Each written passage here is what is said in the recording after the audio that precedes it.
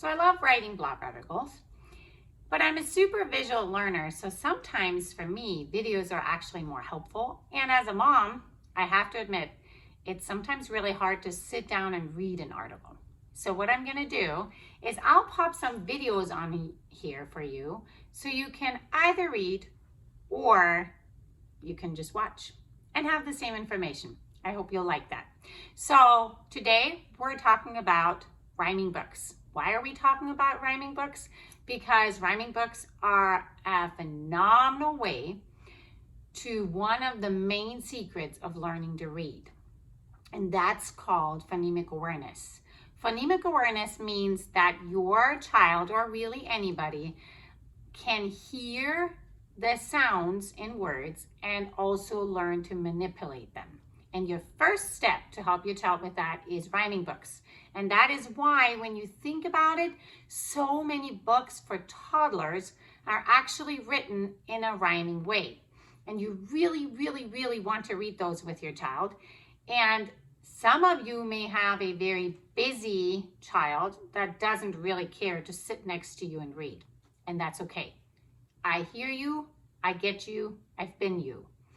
And so I wanted to share a few tips and tricks that I have for the busy child and how you can still get them to listen to you read to them and enjoy books together. Now, does your child have to sit right next to you nicely while you read? No. That is not the only effective way to read to your child. It's okay if your child's doing somersaults off the couch, as long as it's okay with you, of course, if they're rolling around on the floor while you're reading. They are still taking in more things than you think. But there are kind of a few little things you can do as you read to get them to pay a little more attention to the book, to make it just a little more interesting to them, okay? So I want to share that with you. And I'm going to just share some really common rhyming books with you and some that are maybe new to you. So a favorite that most families actually already have at home, and every library has, is Goodnight Moon. And when I used to read Goodnight Moon with my kids, because these days they read it themselves, but we did a lot of acting out things. We were pretending to be the cow that jumps over the moon. We would count the bears. Oh, how many are there? And then I just reread again so they can really hear the flow of the language and the flow of the rhyming. But you can get creative with that. Especially as you repeatedly read the same book, your child will know what's coming up and gets to fill in the words. And if they fill in the rhyme, it's even more effective, and it builds that phonemic awareness, which is your first important building block to reading. We're going to be talking about that word so much that you're going to be so familiar with it that you'll go like, yes, of course, I know, Marian, the first step to reading is phonemic awareness, because that is what I need you to know. That is going to be the most helpful thing I can share with you. And so that's what we're going to do. Now, another one a lot of families already have at home is Chicka Chicka Boom Boom. Why is it a good one to read? First off, of course, it has the letters of the alphabet in it, but it has them in a rhyming way. And it is a super fun book to act out together. Pretend to be those letters climbing up the coconut tree. Pretend to be falling all off and rolling all over like the letters from the coconut tree. See where the boo-boos are. Kiss the boo-boos as they have them. Ask your child, which letter are you? Okay, lots of fun things to do. And it's going to get your child to be more curious about, wait, what's in the book? Wait, what's mom reading? Okay, so that's how you get them to kind of come towards you when you're reading. Another one a lot of families have, every library has, is Brown Bear, Brown Bear. Why do I like to read it with little kids? Number one, it does use rhyming. Number two, you get to practice a lot of colors with it, so it's great as your child is learning their colors. Number three, it's a very predictive text, which means, is it great for teaching your child to read? No, but for engaging your child in a book, it is really, really, really helpful. And while they're not decoding words, they are watching, they're going from left to right. They are watching the melody of your voice. They use the colors and the pictures, okay? So it's a really, really good book to read with young kids. And then there's fun coloring pages that go with it that you can find all over the internet that are free usually. So you could even download some of those. Then one of my favorite Dr. Seuss books for young kids is The Foot Book. There's a few reasons. It is short. A lot of Dr. Seuss books are kind of lengthy, and so you need to be mindful when you sit down with a young child to read them. For a lot of those lengthy books, you can find board book versions, and those are much shorter, and so I recommend that over trying to read these lengthy books together. Why do I like The Foot Book? Because it has a lot of just predictive words in it that your child will be able to help you with the reading with. Now, are they truly reading the words? No, but they get used to the story and can fill it in. That is an okay step in reading. It is not guessing. It is not a problem to do that. It's just getting them engaged in books. So that's why I like The Foot Book or any kind of short Dr. Seuss books for young children. The longer ones, you're going to struggle to have a toddler sit with you and read. That's just a really high expectation. You know what? If you really like one of those, make it short. Do a few pages and then put it away. That's totally fine. We talked about on my Facebook page the Llama Llama books before. I love the Llama Llama series. It is a newer rhyming series. I'm saying newer because, you know, they're not 50 years old. It is very, very relatable for kids. It's a long series. There's all kinds of versions, and they're all very relatable for kids. Llama Llama Red Pajama, if you've never read the book, is about a little llama that is going to bed. Mama's putting him to bed, and then he's all by himself, and he wants his mom, and mom's not there. Mom's doing dishes, and she's on the phone, and so he keeps calling for his mom, but she's just not coming. My kids still love when I read this book to them, and they're 8 and 6 now. They both read it on their own, but they love when I read it because they like how Mama acts it out. You guys, get excited with this book. When this little llama frets, then don't go, time to fret. No, when we are on that page and the llama is wailing, oh man, you guys, it's going down. The llama is wailing. Llama, llama, red pajama, weeping, wailing for his mama. Will his mama ever come? Mama, llama, run, run, run. You can get excited. Your kiddo is gonna love it, and it's getting them to be more interested to sit with you. Don't worry about being silly. Your kids don't mind when you're silly. Llama Llama Time to Share is another one that I love because, again, it's super, super relatable to kids. Because let's be honest, when we're born, we're not really interested in sharing, and it takes us quite a few years to learn that acceptable social response to sharing that we're supposed to share with others. That does not come natural. So when Nellie New and the llama are tugging here, your toddler can relate, and it gets them interested because that's their life.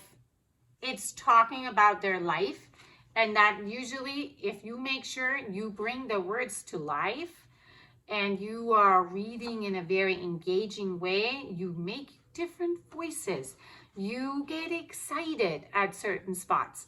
That's gonna help them to really start paying attention to what you're reading. And again, they don't have to sit right next to you. It's okay when they're rolling around, but maybe go ahead and pull the book out and say, hey, which one of these things that Nellie New and the llama are playing would you want to play? Would you join them?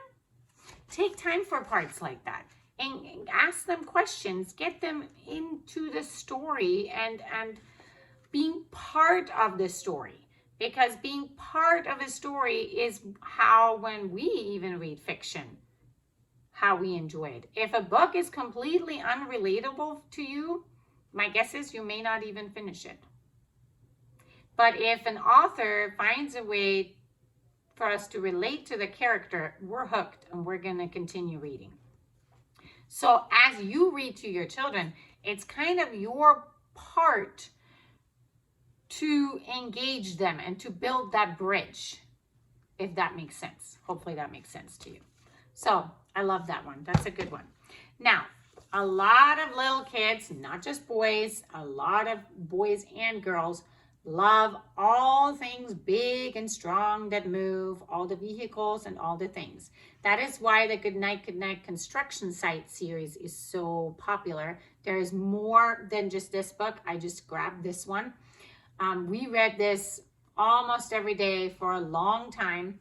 And if you think about it, how many kids love Blippi? Tons of kids love Blippi. He is a YouTube sensation.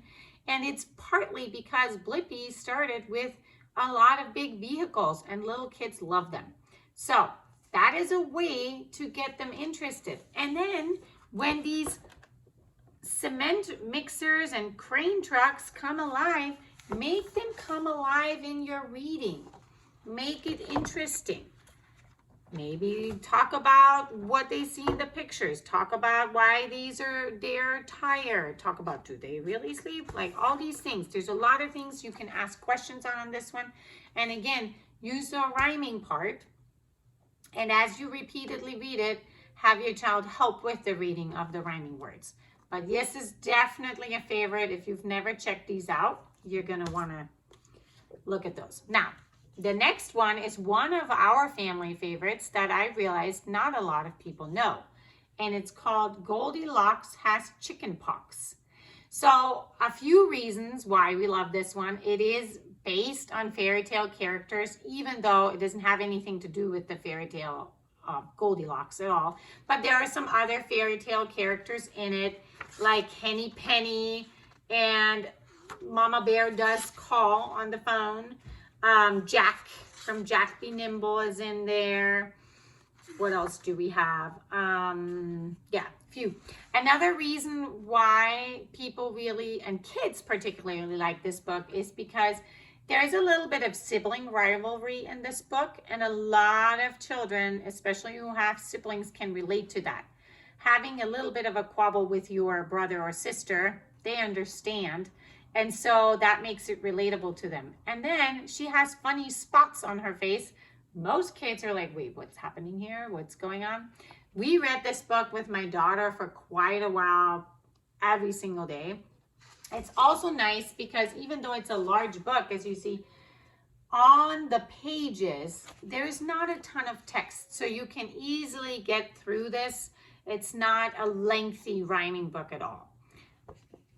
And you can be funny as you read this because,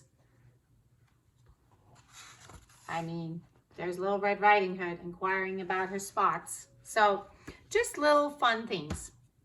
We love this one. Another one that I highly recommend is Cordelia. And this one, you don't just want to check out from the library, you want to own this book. A few reasons. Number one, we're talking about rhyming. Yes, obviously it rhymes. Number two, it has a really, really great message.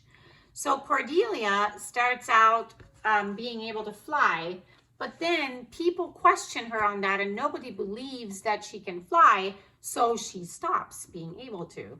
Until the day where Cordelia decides that it's not about what other people think, and that she can not only do things because of other people. She shouldn't let other people change her mind about herself. And that is a great message that I think we want to make sure our kids hear over and over, because the world's not always kind to us. And being ourselves and being our authentic selves can be very, very scary. I mean, it's scary for me. That's why I have avoided video for a long time when I really knew, but that's where my heart is. But I feel imperfect. I'm not looking perfect. My house is not perfect. My phone's not perfect. Nothing's perfect. And so I let that hold me back when really it should be about showing you guys some great books and helping you out.